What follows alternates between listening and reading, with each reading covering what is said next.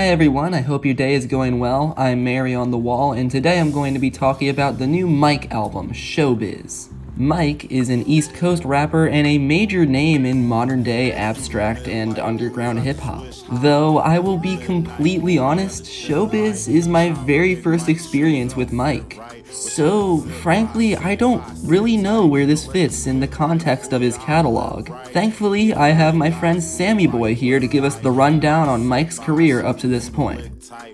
Mike is someone who probably needs no introduction, as he was one of the first artists to help pioneer the style of hip hop, containing both simple and complex abstract sample loops, especially in this lo-fi and hazy type of style that would later on inspire one of the most well-known experimental hip hop albums to date, Some Rap Songs by Earl Sweatshirt.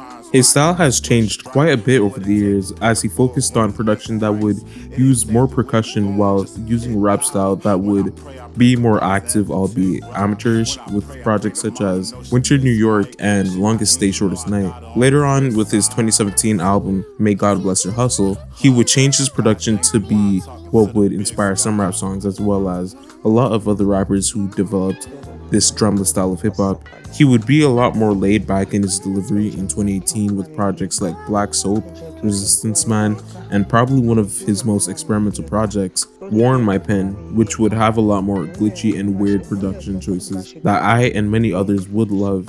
The production for later projects would stray away from the experimental nature of his 2018 to 2019 style and become a lot more different, but still holding on to that drumless sample-based style while building on top of it. This would show a lot on his recent works, especially on the album that is being talked about in this video, Showbiz.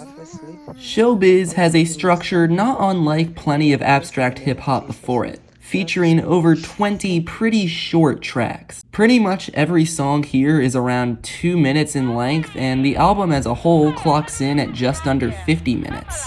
This is a difficult structure to get right. If done sloppily, an album can really drag on and on. Thankfully, Mike does this structure really well. Every track is a quick mini idea executed excellently. Every idea here goes on for just as long as it needs to in order to feel coherent while not overstaying its welcome. As for the man behind the album, despite the title, Mike doesn't really present himself as much of a showman. His delivery is incredibly deadpan, and while his flow is consistently solid and enjoyable, he doesn't show much personality outside of just plain monotone. He is a very good and competent rapper and certainly never takes away from anything on the album. His flow is consistent and it acts as a solid front layer to tie the tracks together. I'm glad he's here, but he could certainly be a bit more exciting is all.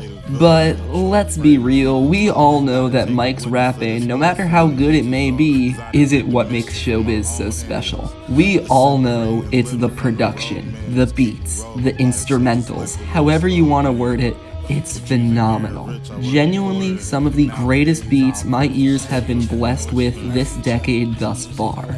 Every track has an incredible means of crate-digging sampling and looping. The production here is clearly vaporwave influenced, and as a vaporwave fan myself, I really do love that.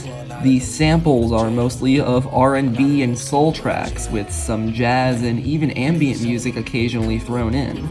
Most of them do contain vocals, and I am obsessed with how the vocals are looped to act as their own instrument, taking the melody of the original song and making it harmony instead. I know this seems like obvious sampling junk, but the way it's executed on Showbiz is so particularly satisfying. Sometimes you'll be thrown a curveball like the prominent flute on Artist of the Century, or the claustrophobic bassy synth work on the closer Diamond Dancing Broke.